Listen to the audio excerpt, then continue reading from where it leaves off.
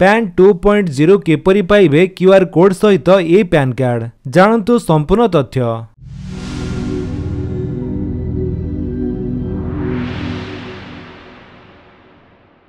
भारत सरकार निकटरे permanent account number बा pan 2.0 घोषणा करिसंती, जहाँ पैन कार्ड रो एक अपग्रेड वर्जन जहाँ अधिक सुरक्षित एवं एथिरे एक क्यूआर कोड मध्य शामिल रहिबो।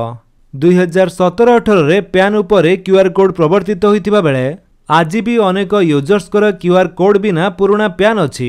पैन 2.0 रो ऑफिशियल रोल आउट पई आउ किछि मास बाकी अछि। तबे आसंतु जानिबा नुआ क्यूआर कोड सहित एक नूतन पैन 2.0 पई किपरि आवेदन करा जिवो। पैन कार्ड रे क्यूआर कोड रो व्यवहार कोन?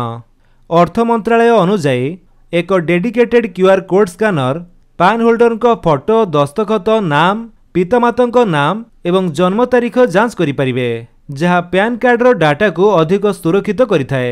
ध्यान दियंतु जे एक क्यूआर कोड बिना मध्य आपनकर पैन कार्ड वैलिड रहिबो एवं एक क्यूआर कोड सहित पैन पई आवेदन करिबा केवल सेही मानक पई जेउ मानकु एहार आवश्यकता अछि एवं एहा बाध्यतामूलक नुहे। क्यूआर कोड सहित अपग्रेड पैन 2.0 पई आवेदन करिबाको जणको पैन डिटेल्स, फोन नंबर एवं सही निर्दिष्ट पैन सहित लिंक होइतिबा ईमेल आईडी आवश्यक हेबो।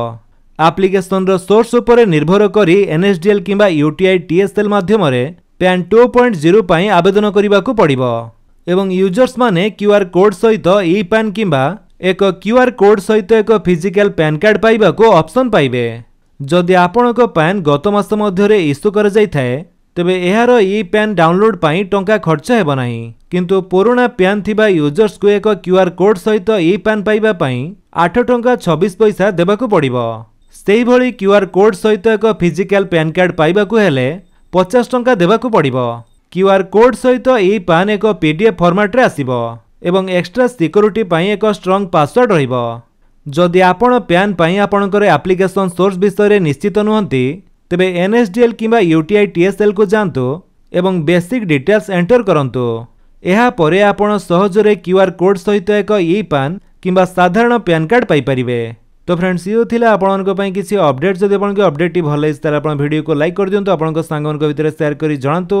आउ जदि आपण हम चैनल नुआ चैनल को सब्सक्राइब करी बेल आइकन दबाई ऑल नोटिफिकेशन कर दियंतु ताकि जेतने वीडियो अपलोड करिवे आपण देखि परिबे। Thank you for watching.